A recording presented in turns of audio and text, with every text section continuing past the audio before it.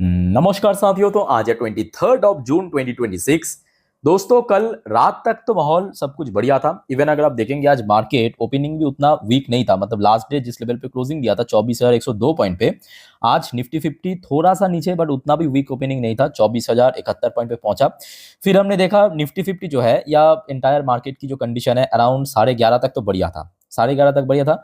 उसके बाद जब गिरना शुरू किया और निफ्टी 50 एक के बाद एक सपोर्ट लेवल को तोड़ा। सबसे पहले 24,000 की जो क्रूशियल लेवल उसको तोड़ा, और आज 23,800 का जो सपोर्ट लेवल था दूसरा, वो बाल बाल बचा है और क्लोजिंग दिया निफ्टी 23,824 पॉइंट पे, अराउंड 1.16% गिरावट के साथ। और दोस्तों ये गिरावट के पीछे आज मेनली दो कारण है, ठीक है। अच्छा, सबसे पहला जो कारण है वह एआई, आगे हम जिस बारे में चर्चा करेंगे, ये मैं कहूंगा आज प्राइमरी रीजन है, याद रखना एआई। दूसरा, दूसरे पोजीशन पे आज जो है वो जियोपॉलिटिकल टेंशन, वो आज दूसरे पोजीशन पे है। मेन कारण दोस्तों एआई। और अगर आप देखेंगे आज निफ्टी 50 शुरू में 11:30 तक टिक गया था 24,000 के ऊपर, उसके बाद ब्रेक किया। दूसरी तरफ बैंक निफ्टी भी आप देखिए सेम। बैंक निफ्टी देखिए हो सकता है कि शुरू से थोड़ा बहुत वीक चल रहा था, बट उतना भी वीक नहीं था, उतना वीक नहीं था। और बैंक निफ्टी उसके बाद 11:30 के बाद जब गिरना शुरू किया, एक झटके में सबसे पहले 57,500 की जो क्रूशियल लेवल सपोर्ट लेवल उसको ब्रेक किया। 57,000 को ब्रेक करते करते रह गया और क्लोजिंग दिया लगभग 1.30% गिरावट के साथ। और आज अगर आप देखेंगे मेनली जो गिरावट हुआ दो सेक्टर में, गिरावट तो ओवरऑल हुआ है मार्केट में, बट दो सेक्टर में ज्यादा हुआ, एक आईटी सेक्टर और एक मेटल सेक्टर। मेटल सेक्टर धुल के साफ हो गया, ठीक है। तो इस बारे में चर्चा करेंगे। पहले आप देख लीजिए सेक्टर वाइज कौन सा सेक्टर कितना गिरा है। निफ्टी 50 तो गिरा है 1% के आसपास, बट आईटी सेक्टर गिरा है देखिए 2% से ज्यादा, 2% ज्यादा। नोट करना, निफ्टी नेक्स्ट 50 भी गिरा है, निफ्टी बैंक गिरा है, निफ्टी 500 भी गिरा है, या निफ्टी मिड कैप भी गिरा है, इंफ्रास्ट्रक्चर सेक्टर गिरा है, एनर्जी सेक्टर गिरा है, एफएमसीजी गिरा है, फार्मास्यूटिकल आज रिकवर किया है। पीएससी की बात करें, पीएससी भी गिरा है, just a minute. PSU bank गिरा है आज 2% के आसपास, पीएसयू बैंक में काफी गिरावट हुआ। ऑटो सेक्टर में आज उतना गिरावट नहीं था, बट मेटल सेक्टर में आज भारी गिरावट हुआ 3% के ऊपर। मेटल सेक्टर आज बहुत पिटा है, 3% के ऊपर गिर गया। मतलब वेदांता जैसे शेयर्स आता है, वेदांता में अलग कारण है, उसको हम बाद में चर्चा करेंगे। वेदांता में जो कंपनी की प्रोमोटर है वो अपना स्टेक सेल कर रहा है, जिस वजह से वेदांता गिरा। अदरवाइज ओवरऑल मेटल सेक्टर की आज सेंटीमेंट काफी वीक था। स्मॉल कैप भी गिरा है, निफ्टी 200, यानी गिरावट दोस्तों आज ओवरऑल हुआ है, ठीक है। अच्छा, जैसे कि आपको मैं कह रहा था कि आज कोई जियोपॉलिटिकल इश्यूज की वजह से गिरावट नहीं हुआ, मतलब सेकेंडरी इशू आप जियोपॉलिटिकल कह सकते हो, बट प्राइमरी इशू जो है वो एआई। अच्छा, बाय द वे कल रात में वैसे यूएस मार्केट में डॉ जोन्स की पोजीशन जितना अच्छा था, मतलब एटलीस्ट पॉजिटिव में क्लोजिंग दिया, दूसरी तरफ Nasdaq composite key closing position काफी वीक था, लगभग 1.32% गिरावट के साथ, ठीक है। और दोस्तों याद कीजिए कल रात की 12 बजे की वीडियो में भी आपको एक बार थोड़ा सा हिंट दिया था कि अभी तक जितने भी एआई बेस्ड कंपनी है या टेक कंपनी की वजह से नैस्डैक चल रहा था, क्योंकि अगर आप डॉ जोन्स और नैस्डैक की पिछले 2-3 साल की रिटर्न्स प्रोफाइल देखेंगे आपको एक ह्यूज गैप नजर आएगा। तो वो जो नैस्डैक में मौजूद एआई एंड टेक कंपनी उसमें सेल ऑफ हुआ। और आज सुबह अगर आप देखेंगे डॉ जोन्स की जो फ्यूचर वो अभी कितना नीचे आपको दिख रहा है, सिर्फ 0.5% नीचे। तो दूसरी तरफ आ जाइए, नैस्डैक की फ्यूचर आप देखिए लगभग 2 से 2.5% नीचे है। तो मेनली जो सेल ऑफ हो रहा है वो एआई बेस्ड कंपनी जो अभी तक इतना ज्यादा चल गया था पिछले 2-3 सालों में, वो भर भर के गिर रहा है। और सिर्फ यहाँ पे हमारे इंडियन आईटी कंपनी या यूएस की नैस्डैक की बात नहीं है। आज सुबह दोस्तों लिटरली आप शॉक्ड हो जाएंगे, Japanese market, south Korean market तो एकदम मतलब साफ हो गया होता है ना, एकदम साफ हो गया। जापानीज मार्केट आप देखिए 2%, 3%, 2.5% करके गिरा। या चाइनीज मार्केट भी आप देखिए काफी गिरा है, लगभग 1.5%, 2% की रेंज में गिरा। हांगकांग की मार्केट में भी आज गिरावट हुआ, और सबसे ज्यादा जो सबसे नोटिसेबल गिरावट हुआ है वह है साउथ कोरियन मार्केट में। आप देखते जाइए एक एक इंडेक्स, कॉस्डैक्स कितना 8% गिरा, KRX 100 10.5% गिरा, कॉस्पी और कॉस्पी के सारे इंडेक्स आप देखिए 10% करके गिरा। अब क्यों गिरावट हो रहा है? अब देखिए पिछले 2 साल में तो चल भी गया था, ये भी तो आप देखिए। आप अगर आप देखेंगे, ये देखिए साउथ कोरियन मार्केट की पिछले 1 साल की रिटर्न्स की प्रोफाइल, ये देखिए आपको कॉस्डेक्स पिछले 1 साल में कितना रिटर्न्स दिख रहा है, 13%। अच्छा, KRX 100 234%। नोट करना, कॉस्पी कॉस्पी जो है 172% रिटर्न दिया पिछले 1 सालों में, 1 सालों में। सिर्फ इंडेक्स की बात हो रहा है, कोई इंडिविजुअल शेयर्स नहीं। कॉस्पी 2 की अगर हम बात करें, ये 226% चला है। कॉस्पी 50 की बात करें 278% चला। सर आप कहेंगे सर मतलब ये तो नेक्स्ट लेवल की मूवमेंट दिया, तो इसके पीछे भी कारण है।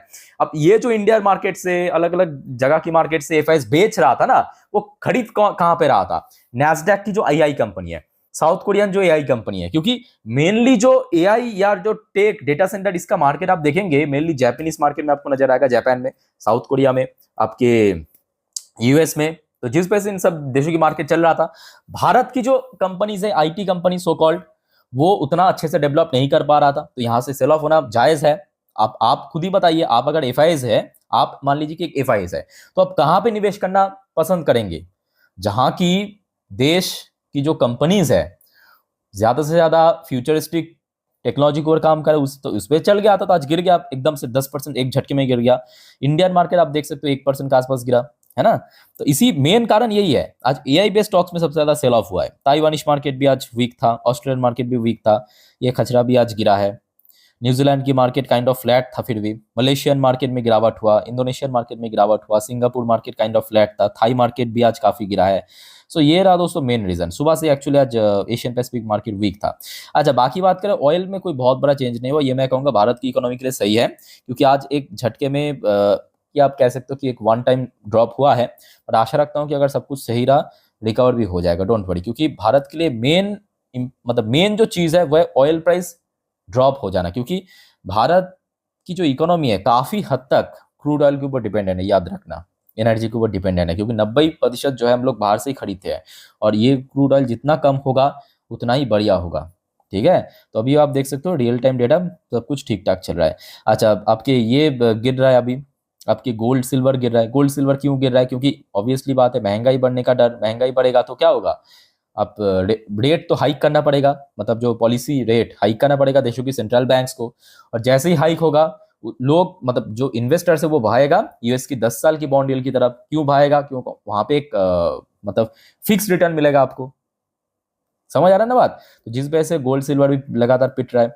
इंडियन करेंसी की वैल्यूएशन मैं कहूंगा फिर भी सही है, इसमें कोई बहुत बड़ा चेंजेस हमें देखने को नहीं मिला पिछले कुछ दिनों से, जब से 95 के नीचे पहुंचा है डॉलर के अगेंस्ट में, तब से एक सेटल पोजीशन पे होल्ड करा है। ठीक है, अच्छा यहां तक दोस्तों आपको आई थिंक समझ आ चुका। अब चलिए कुछ जियोपॉलिटिकल इंपॉर्टेंट अपडेट है उस पर आपको लेके चलता हूं, बट जाने से पहले एक छोटा सा रिक्वेस्ट दोस्तों आप सभी को करूंगा।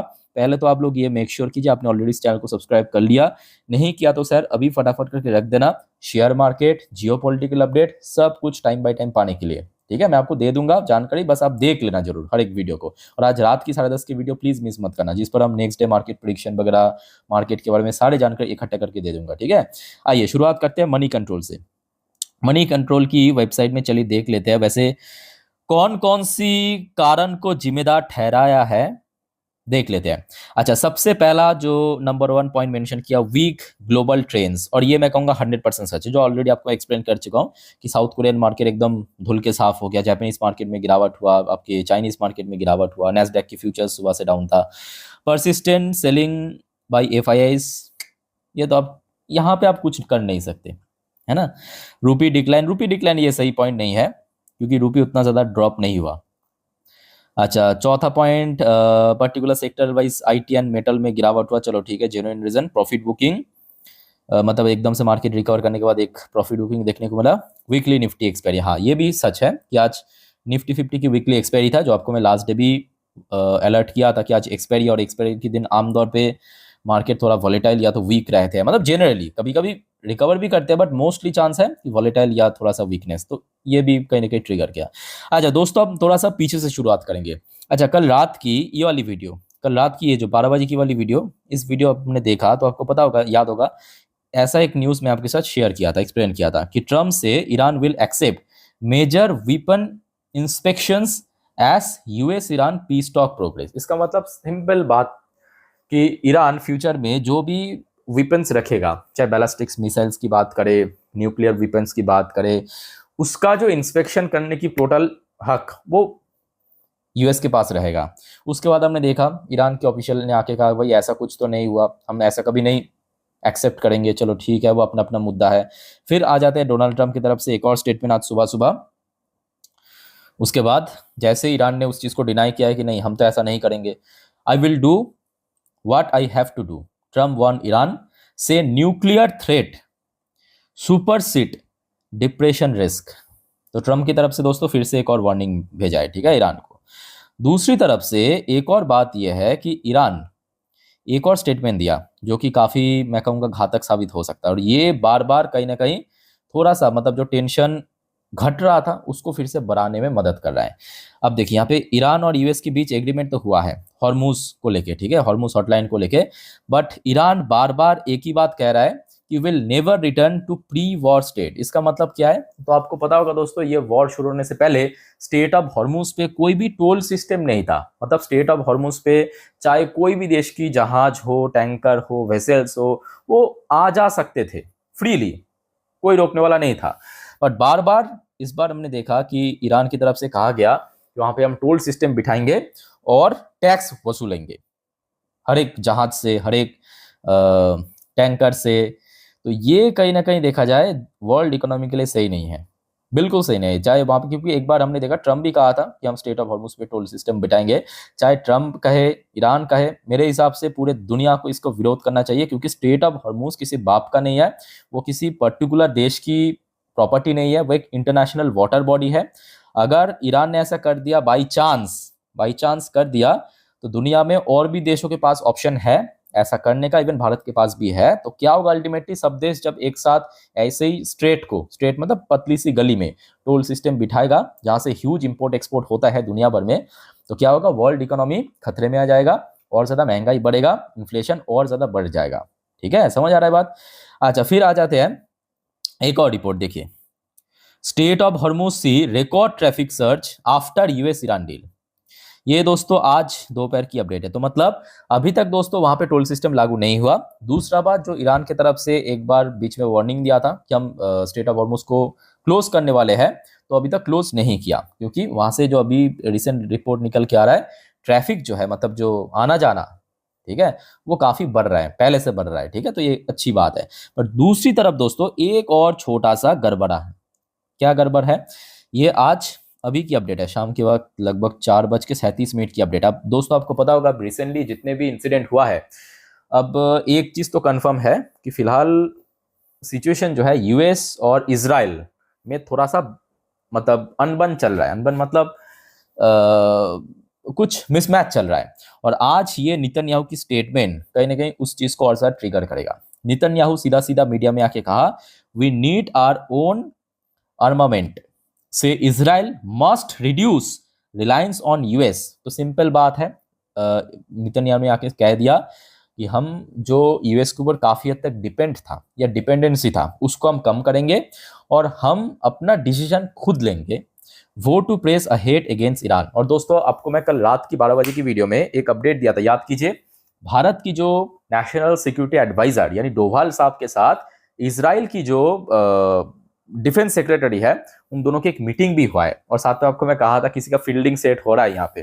तो अब बात यह है, देखिए, भारत और इजराइल के बीच डिफेंस से रिलेटेड रिलेशन तो बहुत अच्छा है, और पिछले 2-3 सालों में जब से ये हमास और इजराइल वाली मुद्दा चल रहा है, भारत और इजराइल के बीच जो इंपोर्ट एक्सपोर्ट काफी बढ़ चुका है। खास करके भारत बहुत ज्यादा डिफेंस इक्विपमेंट्स बेच रहा है इजराइल को। तो ये कहीं ना कहीं देखा जाए भारत जैसे देशों के, मतलब भारत के लिए बहुत सही है, क्योंकि अगर इजराइल यूएस के ऊपर डिपेंडेंसी घटाएगा, कहीं ना कहीं से तो लेना पड़ेगा।